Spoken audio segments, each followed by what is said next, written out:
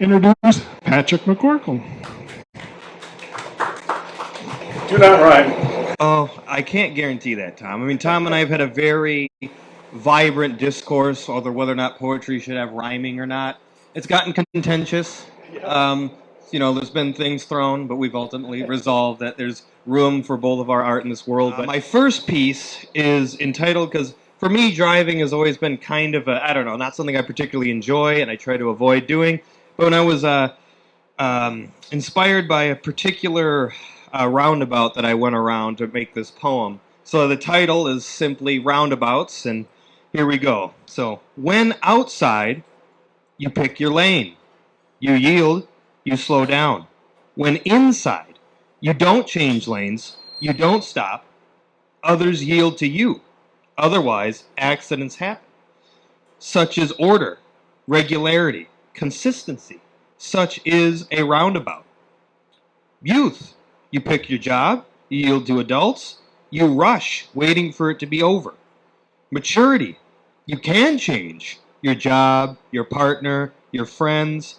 Others yield to you, others may not. Accidents may happen. Either way. Such is life. How beautiful, how terrifying, how alive, a roundabout of a different kind.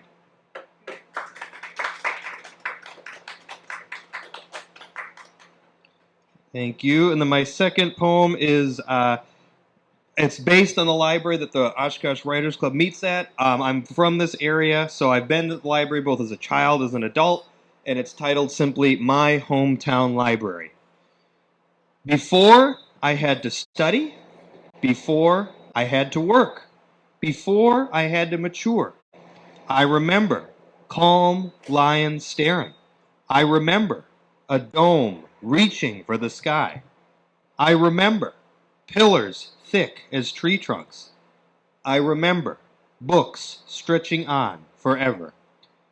I remember this place, beckoning, luring, enchanting, from sunrise to sunset, during frost and chill, rain and bloom, sun and heat, wind and leaves.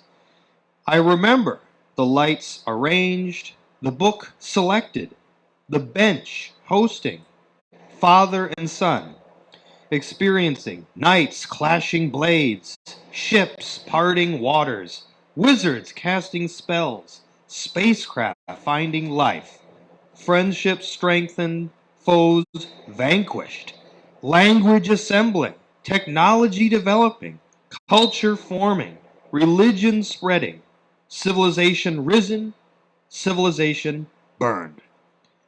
20 years later, the silent carnivores, the sky-spearing dome, the thick, stocky pillars, the endless tomes, still beckon, still lure, still enchant, from dawn to dusk, through ice and snow crunching beneath my feet, flora and fauna blooming in the fields, warmth and sand spreading beneath my toes, red and orange crinkling in the breeze.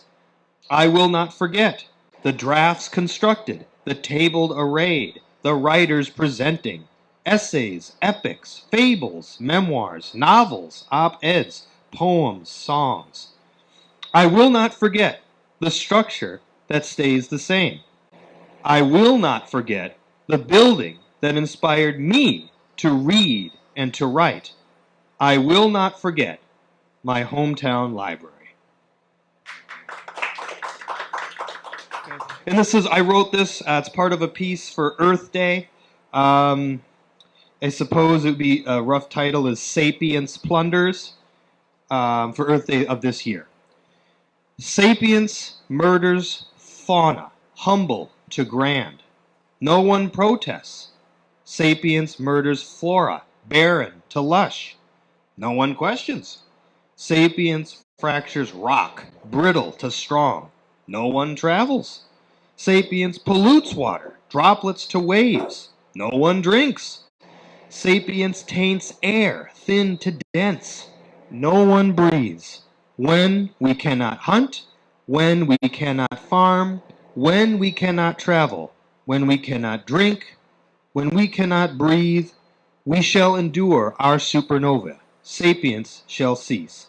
Before you stumble upon emerald earth bereft of trees, before you starve beside teal tributary bereft of fish, before you suffocate under cobalt canopy bereft of atmosphere, before you explode beneath scarlet sun bereft of mercy, protect the world forms, flora, fauna, rock, air, water, storm, because they are you, they are me, as one we are, as one we belong. Otherwise, sapience will cease to be.